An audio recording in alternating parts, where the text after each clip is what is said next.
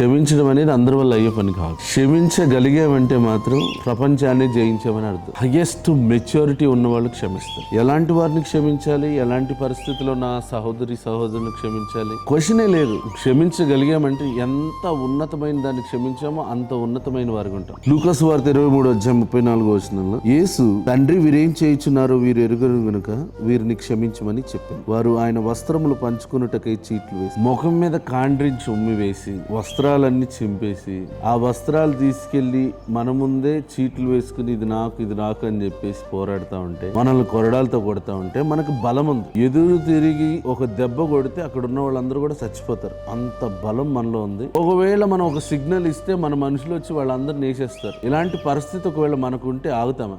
ఖచ్చితంగా మన చుట్టూ ఉన్న వాళ్ళని చీల్చి అన్నాడు. కానీ యేసుక్రీస్తు వారు, నేను అనుకున్న పని చేయాలంటే కొన్ని పరిస్థితుల్లో కొంతమందిని క్షమించాలి అన్న ఉద్దేశంతో, తండ్రి వీరేం చేయుచున్నారు వీరు ఎరుగరు గనుక వీరిని క్షమించడే అని. మనం ఒక గోల్, ఒక టార్గెట్ పెట్టుకున్నప్పుడు అడ్డంగా చాలా మంది వచ్చి మనల్ని మాట్లాడుతూ ఉంటారు, అపహాస్యం చేస్తారు, మనల్ని తగ్గించి మాట్లాడతారు. అలా మాట్లాడినప్పుడు బై మిస్టేక్ కూడా వారికి సమాధానం చెప్పాలను లేకపోతే వారిని ఇంప్రెస్ చేయాలను ట్రై చేయొద్దు. Just forgive, say it's okay, no problem. మనం అనుకున్న గోల్స్ సాధించాలంటే, మనం పెట్టుకున్న టార్గెట్స్ రీచ్ అవ్వాలంటే just forgive. Forgiving is strength. క్షమించడంలో బలం ఉంది. క్షమించలేకపోతే నీ మనసు పాడైపోతుంది, నీ హృదయం పాడైపోతుంది, శరీరం పాడైపోతుంది. జీవితాంతం వాళ్ళ కోసమే బ్రతకాలి. నా జీవితం కంటే ఇంకేది ఎక్కువ కాదు అని ఒకవేళ నువ్వు అనుకుంటే క్షమించేసి ముందుకెళ్ళగలిగితే, యేసుక్రీస్తు వారు అలా క్షమించి శిలువ మీద చనిపోయారు. 3 రోజుల్లో తిరిగి లేచారు. ఆయన చంపిన వాళ్ళు ఎవరు కూడా ఆయన్ని ముట్టుకోలేనంత ఉన్నతమైన స్థితిలోకి దేవుడు ఆయన్ని తీసుకొచ్చాడు.